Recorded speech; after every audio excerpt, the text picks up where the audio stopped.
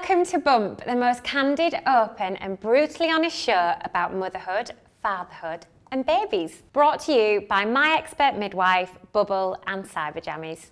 It's Zoe! Yay! Yay! I love that intro. Straight into it. It's Zoe! I was like, how shall I introduce you? I might just say your name.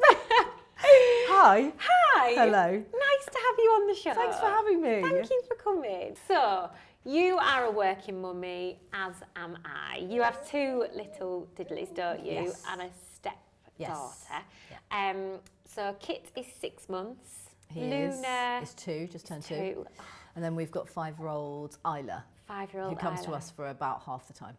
I can't believe that you work as well at the same time as having 3. Oh, do you know what? It is, as you know, just a crazy kind of juggle fest of, you know, who's doing what when, who's going to be doing drop-off, pick-up from school, you know, who's going into London to do filming, radio shows, he's got his rugby. You know, it's like we're not really spending that much time together at the moment, but we're making our life You're like, work. who are you? Yeah. I've not Can I have a kiss? Yeah. But not sex. We've established that. Yeah, we draw the line at a kiss. Maybe a cuddle, maybe a bit of spooning, you know. And then that's it.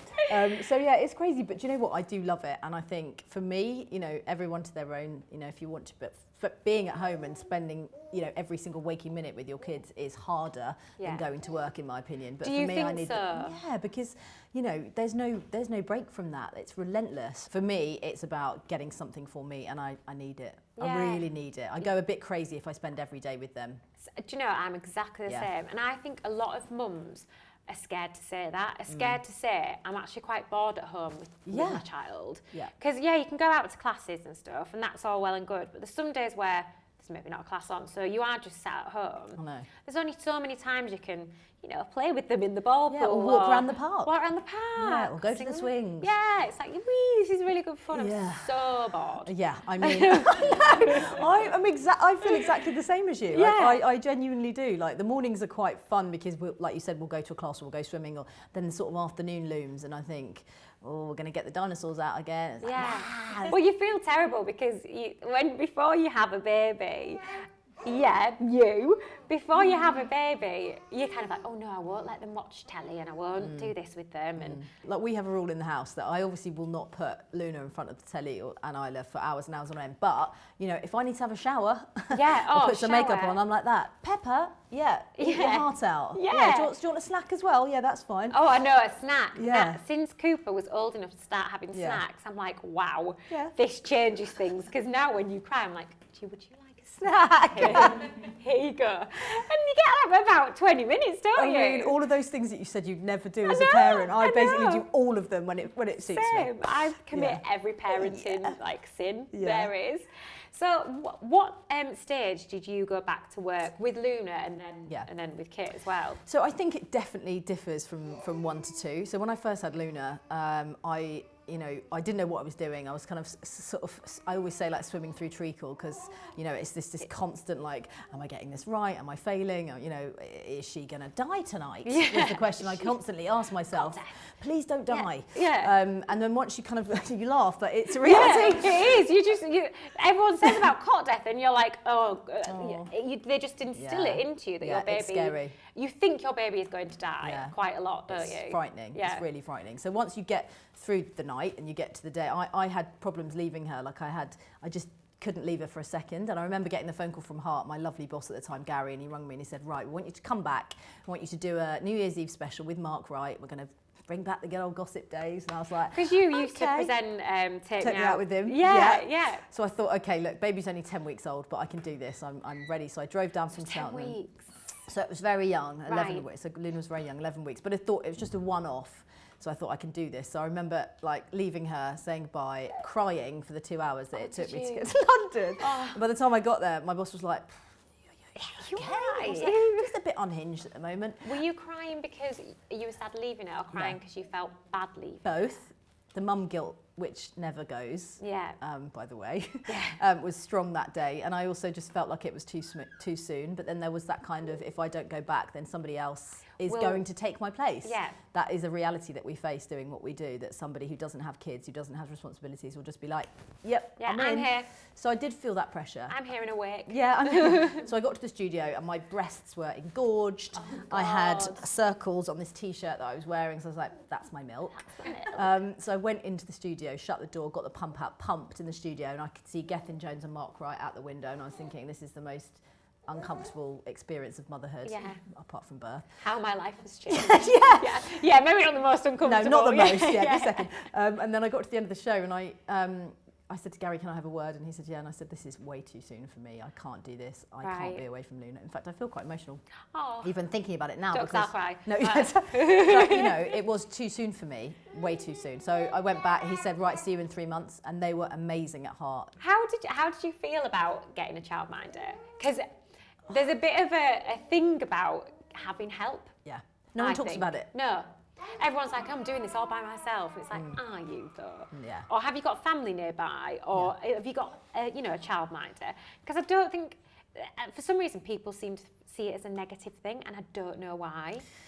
Yeah, I think I think it's two things. I think we have, as I've talked about, that mum guilt that comes in, and you want to be the best mum that you possibly can, and you want everybody to praise you because it's the hardest job in the world. And then there's this thing about,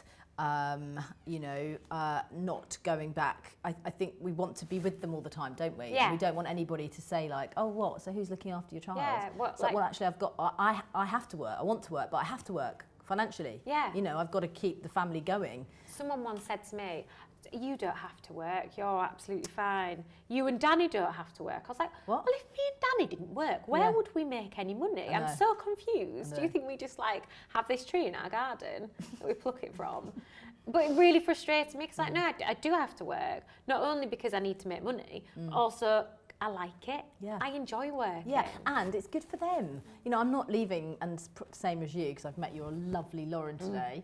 We're not leaving our kids with randoms that we haven't interviewed or haven't checked or anything. You know, that is a big part of what I do as a mother, is make sure that when we've had 2 amazing au pairs since we've lived in Guildford who've lived with us and helped us, and I went through rigorous interviews with them because I wanted to make sure that it was fine, and it was. And yeah, I felt awful. I remember Dozza taking me out for my birthday. It was the November the 16th, and Luna had been born on the 19th of September, so she was 8 weeks old. And he just took me out for lunch, and we left her with a new babysitter. And Dozza was like, we've got 3 hours, and I remember sitting there at this lunch, looking at him going, I've got to get home. I just want to go home. I've got to get back. And we stayed up for an hour and 15 minutes, and I was like, we've got to go.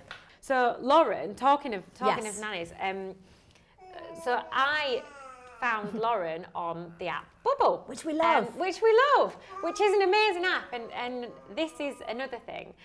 So we actually have Ari from Bubble. So Ari, nice to see you. Yeah, nice to see you too. And me and Ari chatted quite a while back now, didn't we? Now Ari is the founder of Bubble, which is an app that provides nannies for parents that need them.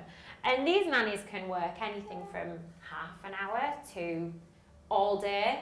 Do they do overnight? Yeah, there's some overnight shifts as well. I've never had an overnighter. But just to give us a little lowdown, Ari, on Bubble, what is it?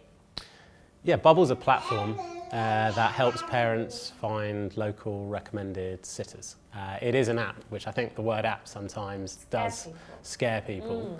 And it's funny, we were chatting before and we're talking about we could lose the word app, and I think a lot of the anxiety would go along with that. But effectively, all we're trying to do, we set the business up as parents ourselves, and we realised when we were looking for great childcare for our kids, it was 9 times out of 10, parents want trusted recommendations from other parents we trust. Yeah. And we'd all try and do it on WhatsApp or Facebook or the school gates, and it was incredibly hard to do that, especially at short notice. And what we've done with our app is we've effectively taken how parents are trying to behave in the real world every day, but just made it a lot easier to do through your phone. So we will show you the local sitters around you, lots of information about them, and the friends and the other mums and dads around you who know those sitters and use those sitters. So you can effectively get that personal recommendation, which I think, I've got 3 little kids myself, for us, That's always what we look for. Yeah. And it just makes it easy to get that, really.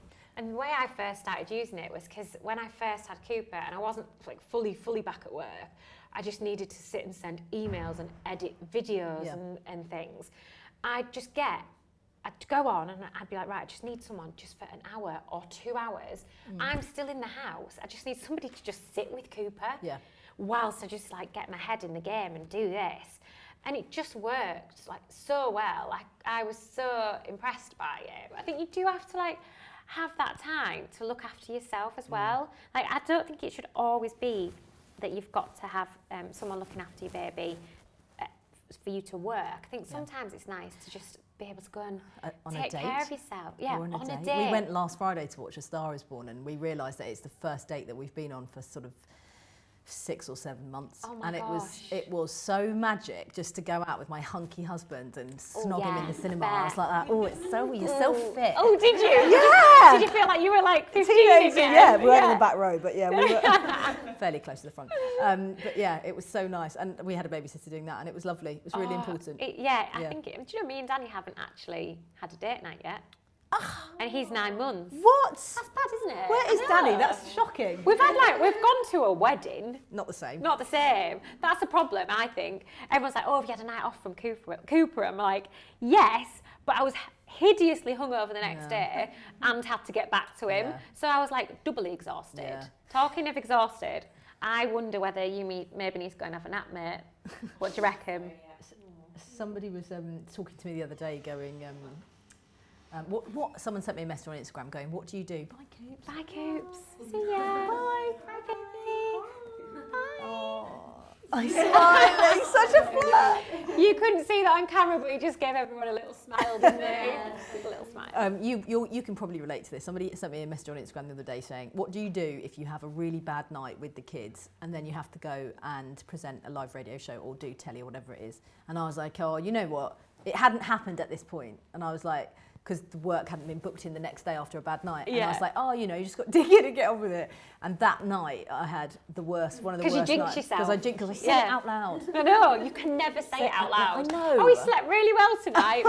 No. No. And then the next day I was literally just like functioning on an hour and a half sleep. Like, it's hideous, isn't it? Yeah. And it really shows for me, like if I haven't slept and then I'm trying to do radio, it's like I'm saying all sorts of stuff. My producer's like, what was that? That was not a sentence. Yeah, that was not a sentence. I know. Everybody said to me, I don't think you're going to be a great mum because you can't really hold babies and you freak out when they throw up on you. Were you not very maternal before you had? No, I don't think, I just never really had that much chance to be around babies. Yeah. But also I've got a fear of vomiting, so any time a baby was sick, I'd be like, and I still do it now. My daughter's just like, just chill out. That's the 1,000th time he's been sick on you. Yeah, it's just milk. Yeah. But it's been the making of me. It's the best thing I've ever done in my life. Oh. And they are my legacy, and I love them more than anything. So it feels so natural to be doing something. And I don't like the thought of any mother or father being at home feeling sad and lonely. I want to give them a hug and say, like, we're all here, we're all doing it together, let's help each other out and stop shaming. Breastfeeding, what a minefield that is. Oh, goodness me. I know. Oh, it'll be the best thing you ever do. It's like, it's agony. Yeah, if you're doing it, people are telling you off. If you're not doing it, people are telling you off. If you're doing both, people are telling you off. It's like, you can't do right for wrong. And at the same time, you're having to go through this exhausting process of feeding a child, whether it be bottle or boob. It's all tiring. Of course it is. So you're like, the last thing you need is to be judged. It takes a while for your mother's instinct to kick in. Yeah. And for you to be like, actually, no, that's not right for me. Yeah. I do not need to yes, you're right. to persist. You just carry on, don't you? Yeah, you just carry on doing it. And actually, some people have these amazing breastfeeding journeys, and great. And this time with Kit, I breastfed him till he was 10 weeks. I would have gone on longer, but he had terrible reflux, and I had to stop. I saw that on your we've social had media. a time with that. But he just instantly was like, yeah, boob, yum. But with Luna, she was more like, oh no, I'm not into it. So it took me longer. But whatever works for you. Yeah, it is. Whatever works for you. On that note, thank you. Can we chat all day? This is so nice. Shall we? What else can we talk about? Shall we go to the pub? We'll go to the pub, yeah. Oh, go to the pub. But thank you so much. Oh, so nice. Well, this is amazing. Well done. To have you here. You can't get rid of me. No, we're working, but not working. Yes. Thanks, G. Thank you. Thanks so much for watching Bump. If you want to watch the playlist, then click here. And if you want to watch last week's episode, then click here.